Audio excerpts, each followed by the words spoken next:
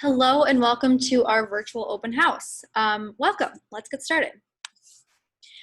So I first want to just introduce myself. I'm Mackenzie Birck. I am your student's English 1 prep teacher. This is my third year teaching full-time, but my second year at LT. And before I moved home back to Illinois, I taught in Milwaukee, Wisconsin for a year, immediately after I graduated from Marquette University. I'm originally from Naperville, Illinois, and I went to Bennett Academy for high school, but I've always had family in the western suburbs, so I knew LT well before coming here. And my dad even went to Hinsdale Central, and it almost cost me my job. But while I've been at LT, I've taught the following courses: interpersonal communication, literature of comedy, visual word, creation and reflection, English 3 composition, English 1 prep, and English 1 honors. So I am so fortunate to have had so much experience with all these classes, and I'm really excited to get to know you and your student.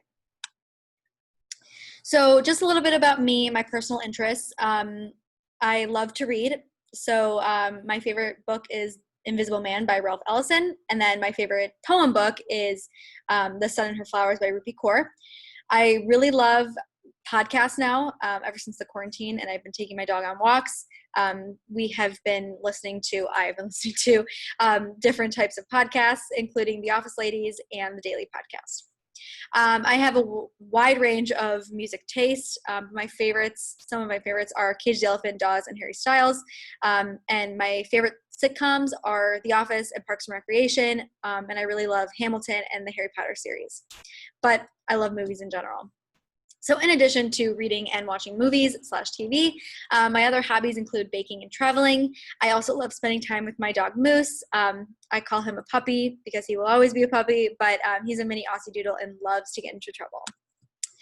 So aside from my personal interests, my teaching philosophies are as follows. So I really think that all students are able to get where they want to be because we all have a growth mindset. So this is the idea that knowledge comes with time and experience. It's not fixed. And if we add yet to a statement, it just becomes a growth mindset.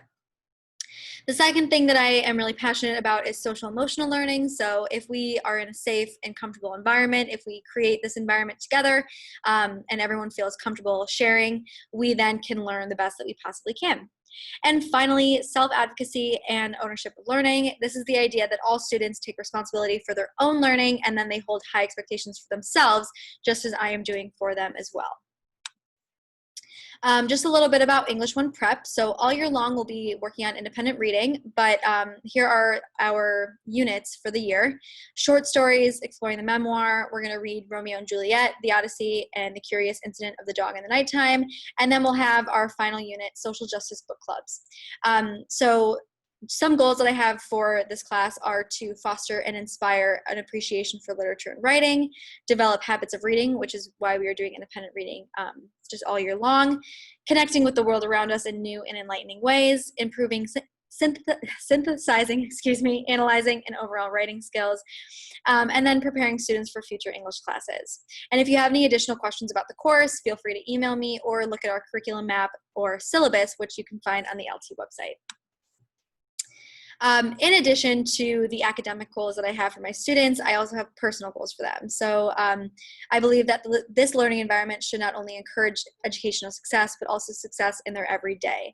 So I want my students to be kind to everyone that they meet, support their peers in everything that they do, treat every day, even non-academic days or days that we don't have class, like an opportunity to learn something new, be open-minded to new ideas, people, and experiences, hold high expectations for themselves, and hold themselves accountable, which goes along with self-advocacy, and then finally appreciate the little things in life. I am an optimist, so I really do believe that every moment is worthwhile. So here are the books that we have for our class: The Glass Castle, The Curious Incident of the Dog in the Nighttime, and then The Odyssey. The Glass Castle will go along with our memoir unit. So here is our grading practices. Our formative grades, which are homework grades, check-ins, reading checks, feedback, revisions, those are all 0%. So they're going to go in the grade book in Infinite Campus.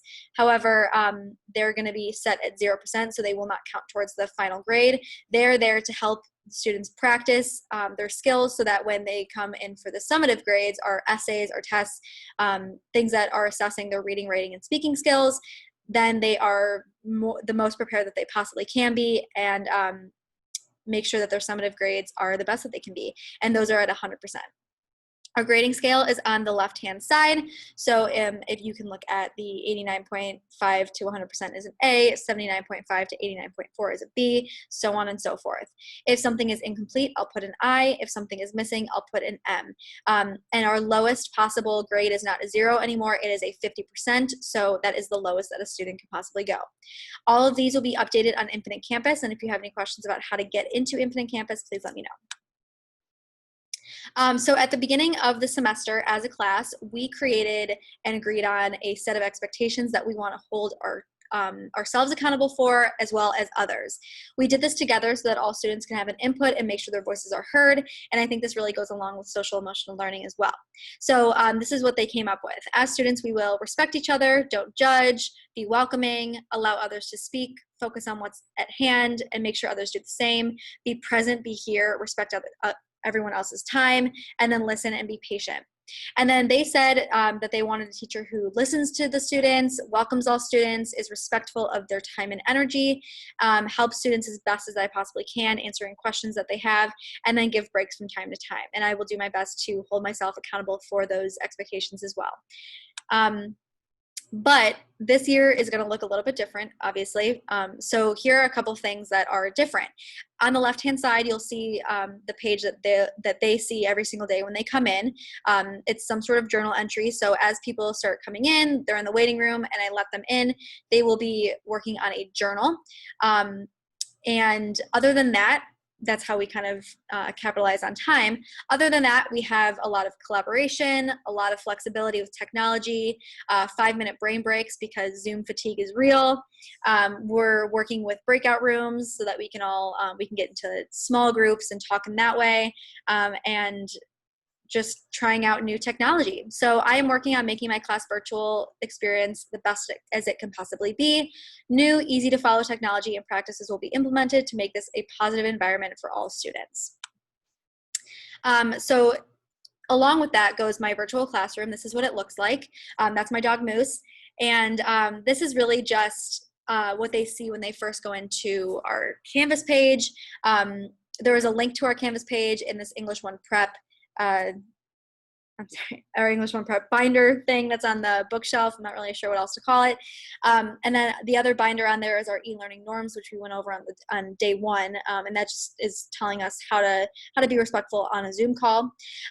We also have our class expectations that we did together. That is a link to another page, so they can see that a little bit bigger. And then finally on this table over here, I have a planner with a link to 2020-2021 schedule. So if they ever need to know what the schedule is, they can just click there and see. This is what our weekly schedule kind of looks like for the most part. So Mondays are our 35-minute classes. We check in from the weekend. We might have a review. We might have a little mini lesson, and then we set ourselves up for the week. On Tuesdays and Thursdays, we are journaling.